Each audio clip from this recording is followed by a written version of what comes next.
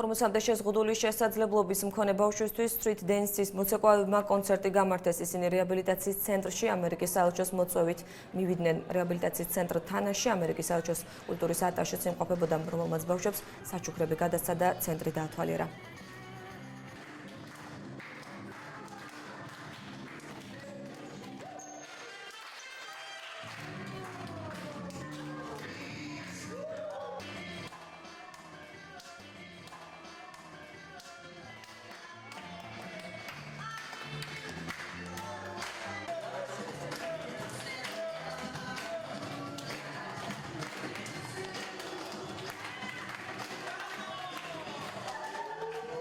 ეს პატარა ვიზიტი იყო აქ სკოლაში.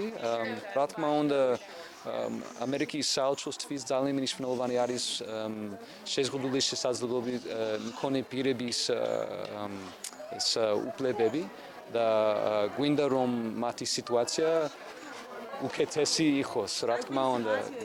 მათ არა მარტო იცეკვეს, არამედ შეასწავლეს გარკვეული ელემენტები, რითაც ძალიან ბედნიერები იყვნენ ჩვენი ბავშვები და რა ვიცი, ხშირად ესეთ ბავშვების შეჩეულები არიან, მოდიან ჩვენთან სტუმრები, ესეთ კონცერტებს უტარებენ და ყოველთვის ძალიან კმაყოფილები არიან ამით, რაც ხელს უწყობს მათ საზოგადოებაში ინტეგრაციას.